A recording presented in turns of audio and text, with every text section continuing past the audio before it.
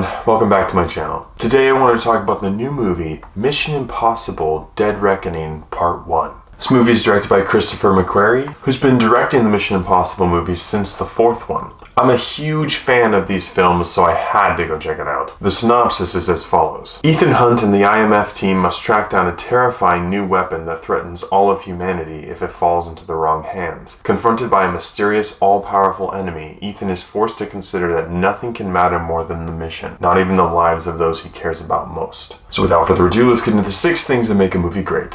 1. The plot. As they often are in these movies, the plot and the antagonist are established very quickly. The only difference with this film is the antagonist is not human. This terrifying new weapon that's discovered is AI. And not only has it become sentient, but it has found people who are willing to do what it tells them to do. So now Ethan Hunt and his team are trying to find 2 halves of this key, not really knowing what it unlocks, while battling this AI who's looking for the same thing. And the result is an extremely intense, action-packed story where Ethan and his team have to try to outthink self-evolving AI. It doesn't feel like a boring rehash of a movie we've seen before. This is new and it works really well. And the best part about it is that you don't have to worry about this movie being part 1. It ends at a really great place for it to end that feels natural, and it sets you up for the sequel quite nicely. This one was an extremely fun one to watch, so for me, plot gets a huge thumbs up. 2 is family friendliness. Mission Impossible Dead Reckoning Part 1 is rated PG-13. There's minimal profanity, but the main reason why this movie flies by as quickly as it does is because there is almost constant action and violence. At no point do I feel like they push it overboard to the point where it's not acceptable for a wide audience, but simply because of how long this movie is and the amount of action and violence in it, use your discretion, but for me, family friendliness gets a 50-50. 3 is acting and script. All of the acting in this movie is absolutely fantastic, and there wasn't a single role in this movie that was lacking. It really is incredible when a bunch of A-list actors can come together and give a movie their all and enjoy it, and it's clear that that's what's happening in this movie. And the script is fantastic as well. There are only 2 things that I'll mention about the script that stood out to me.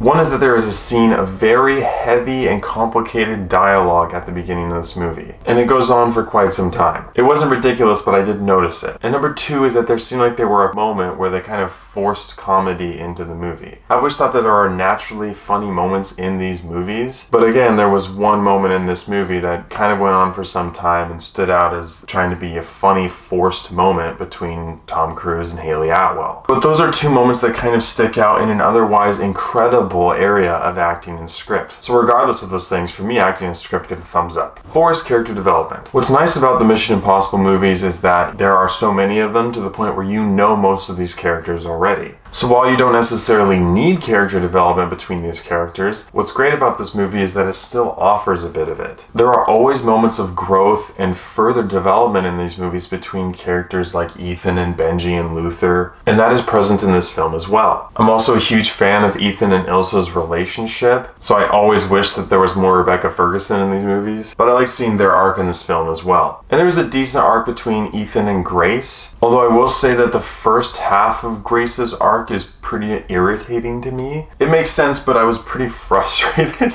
But another strong element of character development in this movie involved the antagonists. Gabriel and Paris both provided a really strong presence when they were on screen in this movie, and it was really fun to watch. There are a couple loose ends and question marks for me, which includes the character of Gabriel, but since this is only part 1, I understand there are some things that may be wrapped up or explained more in part 2.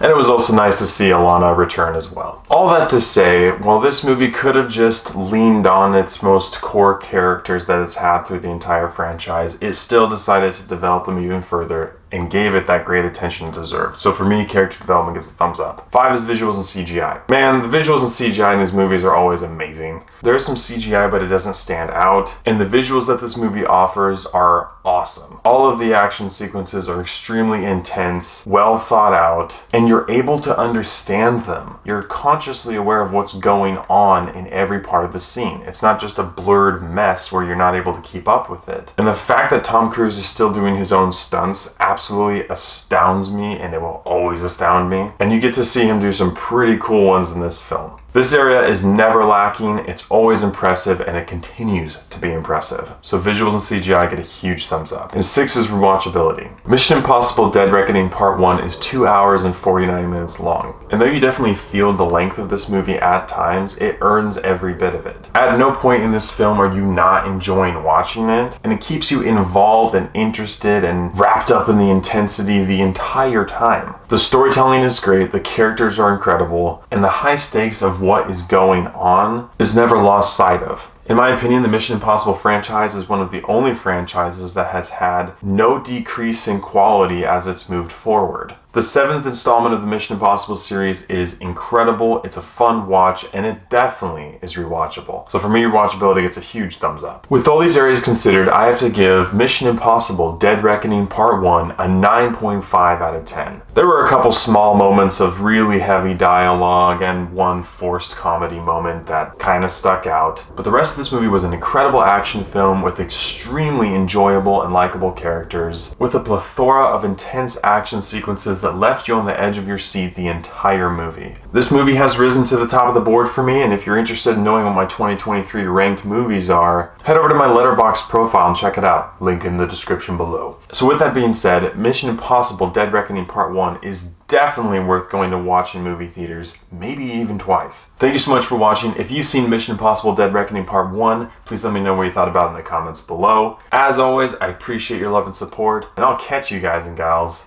in the next one.